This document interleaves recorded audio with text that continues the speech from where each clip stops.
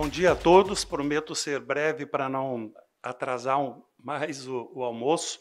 Aproveito a oportunidade para agradecer a Itamar e sua equipe pelo convite em participar do momento tão importante esse do setor supermercadista. Aproveito também para agradecer o nosso presidente Alexandre Simeone, para ter a oportunidade de compartilhar com vocês as experiências que a gente tem nesse assunto tão caro, tão importante para a vida das empresas familiares e, acima de tudo, das famílias empresárias, que é o processo de sucessão.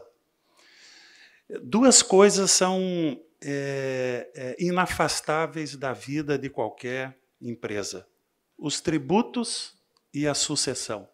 Não tem como a gente se livrar deles. É uma questão de tempo.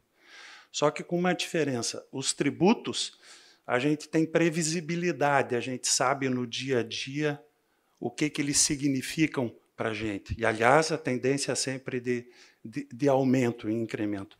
A sucessão, apesar de que todo mundo sabe que um dia ela vai chegar, ela não avisa quando ela chega.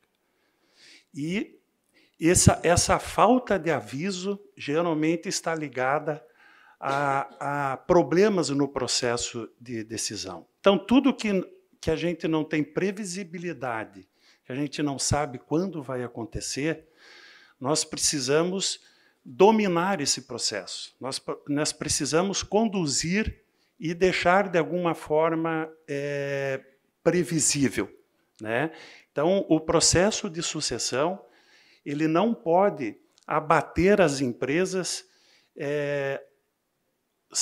no contrapé, não pode pegar as empresas no contrapé, né? Se ele for bem dominado, bem planejado, ele tende a ser uma ferramenta muito importante quando se pensa em perenidade empresarial, né?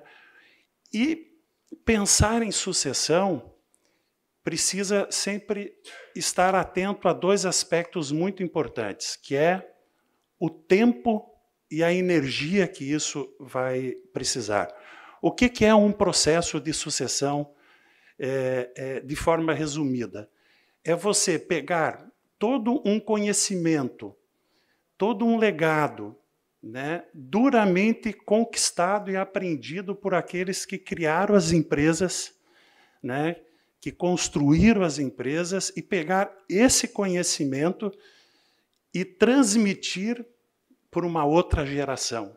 Isso que é a sucessão, né? Nós não podemos permitir que o conhecimento duramente adquirido, né, esse é o verdadeiro patrimônio da empresa familiar, seja exclusividade daquele que iniciou o negócio, né? E para você transmitir um conhecimento de A para B, você precisa de tempo, né?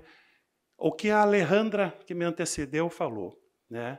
Suceder é transmitir uma cultura, um jeito de fazer. Qual é o modelo vencedor que me trouxe aqui, que eu preciso contar para quem vai me suceder e transmitir, ensinar como eu devo fazer. Então, eu preciso de tempo para acontecer isso, né? Outra coisa, precisa energia.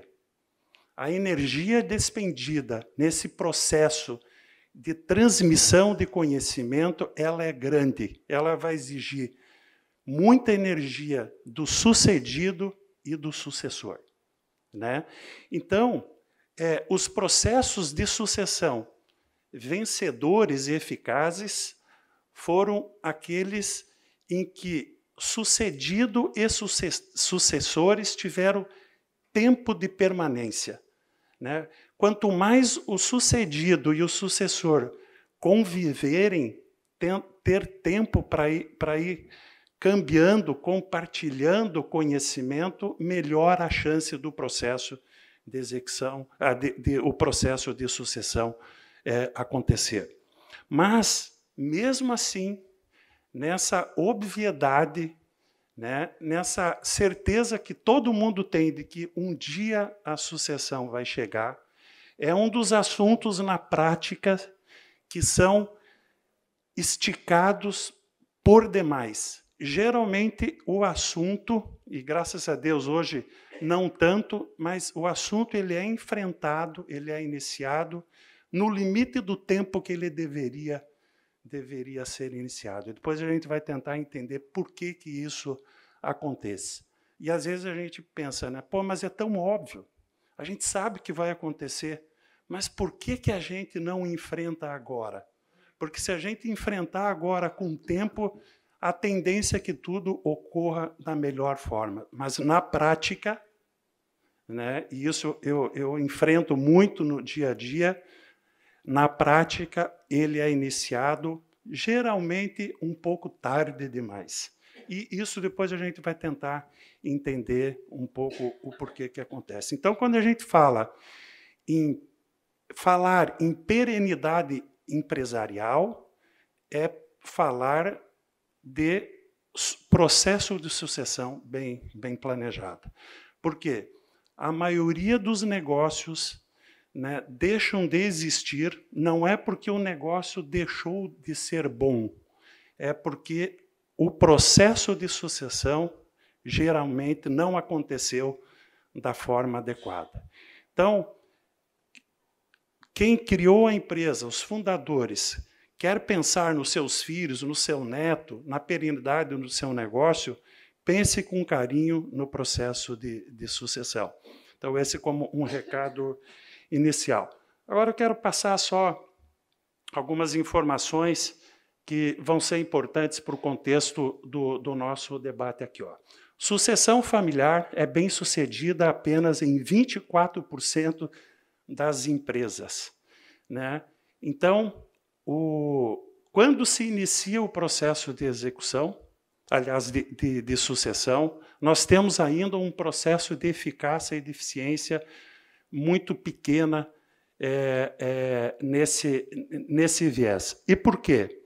Geralmente está ligado ao tempo, né? Iniciou-se muito tarde. Quando se inicia muito tarde o processo, é um dos motivos que podem atrapalhar o sucesso da sucessão.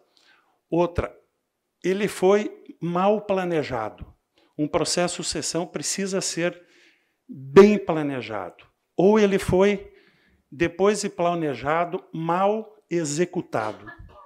Ou mesmo depois de executado, ele foi mal acompanhado, né? Então, mesmo o universo pequeno de empresas que enfrentam a tempo o processo de sucessão, durante a jornada, porque efetivamente é uma jornada, ainda o índice de eficácia do processo ele é pequeno. Sucessão empresarial. Nova geração encontra barreiras para promover mudanças em negócios familiares. Depois a gente vai tratar também um pouquinho desse assunto, né? Como o conflito geracional atrapalha o processo de sucessão. Uma pesquisa da Price, né, apesar de ser de 2018, ainda ela é muito atual, 44% das empresas não têm um plano de sucessão, né? Então, veja, é uma questão de tempo, a sucessão vai chegar, mas 44% não tem. É uma pesquisa do Banco Mundial. 72,4% não apresenta sucessão definida nos demais cargos da organização empresarial, né? Então, veja como, apesar de óbvio, como ainda é um assunto que tem muitos desafios na vida das famílias empresárias. Mas então, por que a sucessão familiar é um desafio? Isso que a gente vai tentar explorar um pouco daqui para frente. No Brasil, 90% das empresas têm perfil familiar, mas apenas 30% chegam à terceira geração.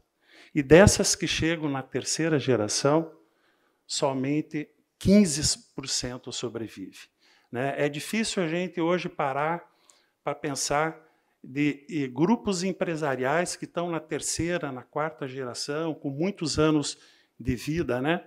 100 anos, alguma coisa, e a resposta para isso não acontecer geralmente está em algum percalço no processo de sucessão.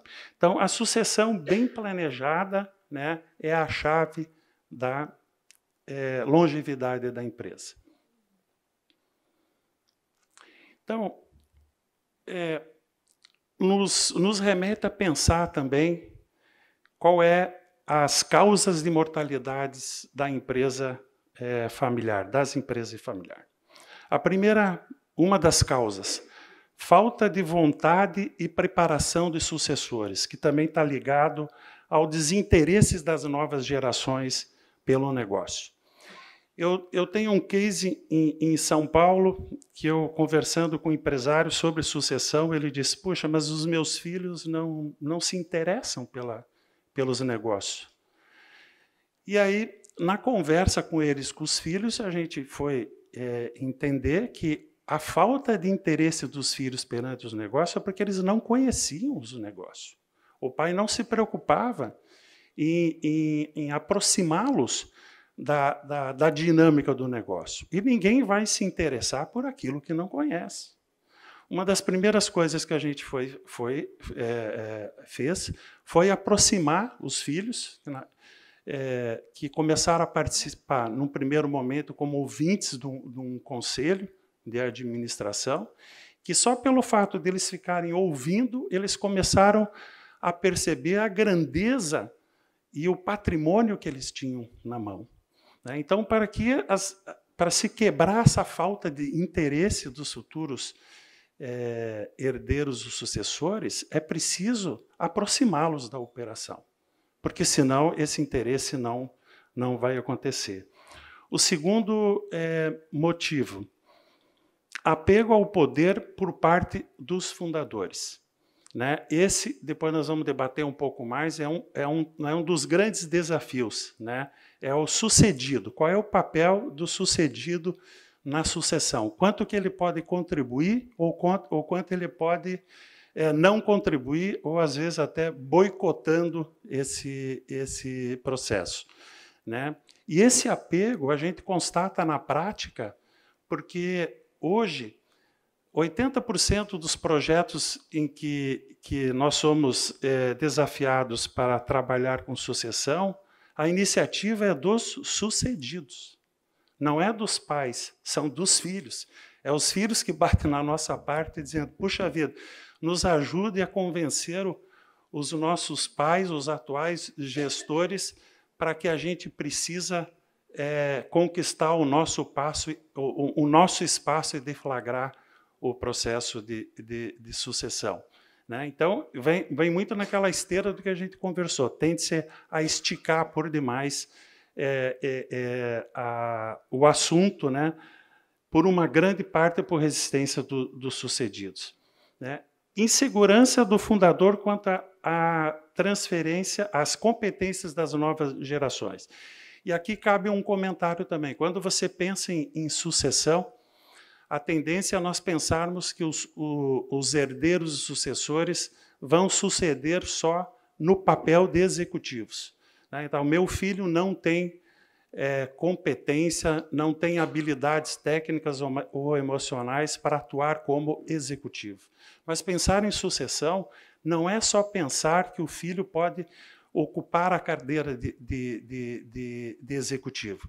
Tem outros papéis que a governança, porque sucessão está ligada com governança corporativa, cuida para acomodar todos os envolvidos. A governança corporativa ela é uma dinâmica inclusiva, ela não é para excluir ninguém. Então, se ele não tem, se o sucedido tem a dúvida de que o seu filho, o seu sucessor, não tem habilidade para trabalhar como executivo, mas ele pode ter habilidade para trabalhar como um sócio, ou pode ter uma habilidade para trabalhar como um conselheiro. Então, depois nós vamos ver na frente que, dentro da metodologia, esse é um dos grandes pontos.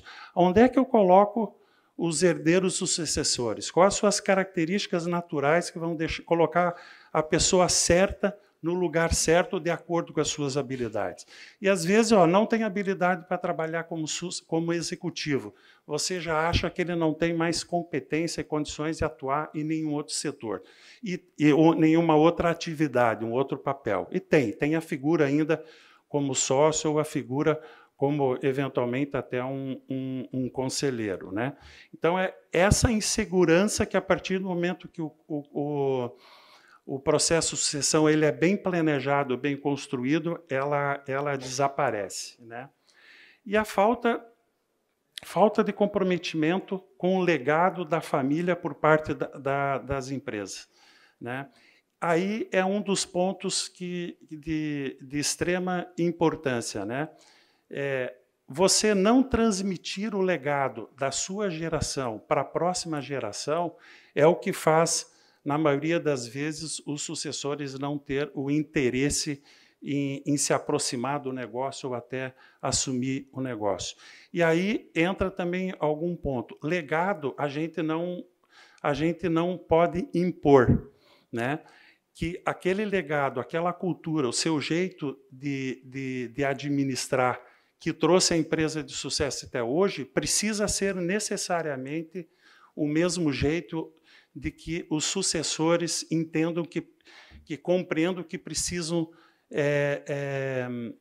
construir a nova empresa, né? Legado precisa ser construído em conjunto, né?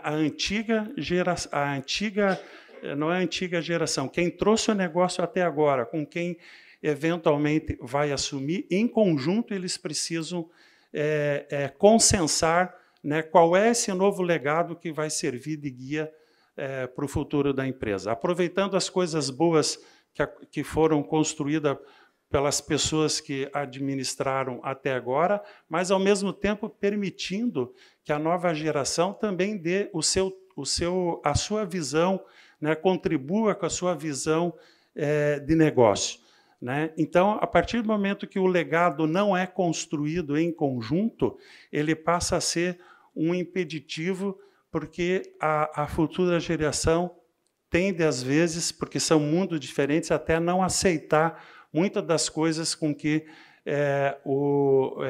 guiaram a empresa até agora, né? E uma das outras causas de mortalidade das empresas é a visão divergente dos sócios, né? Então, a falta de alinhamento entre os sócios também é uma das causas que tem impedido que muitos negócios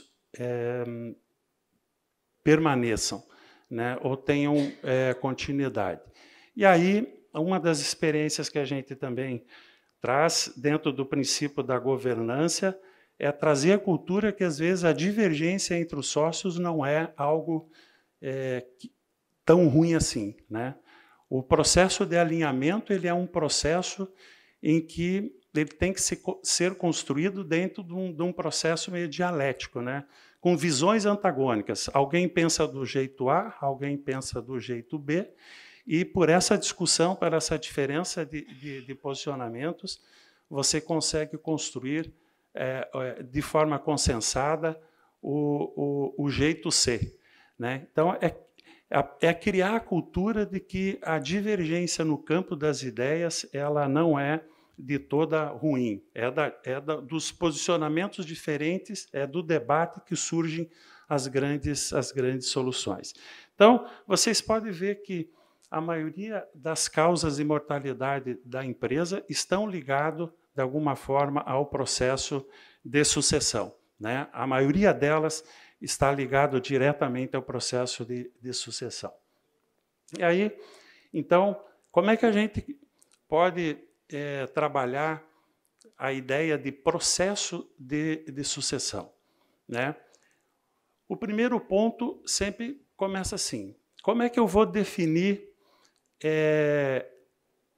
quem vai ser o sucessor de cada operação, né, de cada empresa familiar? O ponto de partida é o planejamento estratégico, né? É você definir entre os sócios, entre a família empresária, para onde a empresa está indo, né? Aonde ela vai estar no futuro. Essa é o primeiro guia. Estabelecido para onde a empresa quer ir, né, a sua visão de futuro, você passa a desenhar a estrutura organizacional necessária para poder conduzir a empresa àquele ponto de chegada, aquela visão.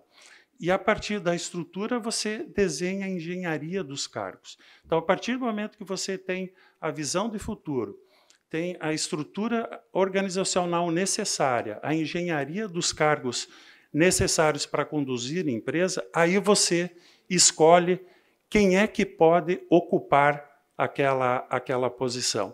Então, a partir do momento que você tem esse desenho, você vai até os eventuais candidatos, e os candidatos podem ser tanto membros da família ou membros que não são da família, e em cima da avaliação do potencial de cada um desses candidatos, você decide quem vai poder ocupar os cargos, né? E mesmo que um futuro herdeiro sucessor não possa ocupar o cargo como executivo, ele pode ocupar um cargo ou como sócio, ou eventualmente como um conselheiro. Na nossa metodologia, a gente estuda através de um instrumento, uma metodologia chamada avaliação de potencial, e aí, com base na avaliação do potencial de cada um, você afere se aquele eventual herdeiro sucessor ele tem condições de ocupar aquele cargo. Então, não é um interesse da família, não é interesse do familiar que é o guia, mas é o que a empresa precisa para que esse integrante seja capaz de conduzir os destinos da empresa para onde foi planejado, né? E depois, uma coisa muito importante, e que cabe destacar aqui por último, porque a Tamara já está me dizendo que tem poucos minutos, tratando de sucessão, a gente precisa sempre cuidar do sucedido. O sucedido, se ele não enxergar qual é o novo papel que ele vai ocupar nesse processo de sucessão, ele tende a não colaborar ou esticar muito o início do processo de decisão, porque ele tem aquela sensação que ele vai para casa ficar de pijama e a gente brinca incomodando a mulher, né? Não, o processo de sucessão bem conduzido é aquele que encontra e constrói em conjunto com o sucedido qual é o novo papel, né? E, geralmente, o novo papel do sucedido, ele vai para orientação estratégica de toda a empresa, né? Porque não tem papel que combine mais com alguém que tem experiência, que conduziu a empresa até agora, para contribuir, do que no monitoramento correto da tua atividade e na orientação estratégica, que geralmente são papéis a serem desenvolvidos e executados nos conselhos de administração. As duas principais funções do conselho de administração é monitorar diligentemente a operação e dar orientação estratégica. E quem é que pode, efetivamente, melhor conduzir e ensinar o processo de monitoramento e de orientação estratégica? É aquele sucedido que trouxe a empresa até agora, né? Então, de forma muito rápida, esse passo a passo, né? Depois tem mais material que a Itamara também vai distribuir, mas é o planejamento estratégico versus a estrutura organizacional versus a engenharia do cargo e as habilidades emocionais e técnicas avaliadas cientificamente de cada candidato que vão guiar o processo de sucessão. E sempre construindo isso em conjunto e de forma customizada com o sucedido. Se aquele que está sendo sucedido não for cuidado com carinho e for desenhado com ele os seus novos projetos, as suas novas atividades, a tendência do processo de sucessão é não dar certo.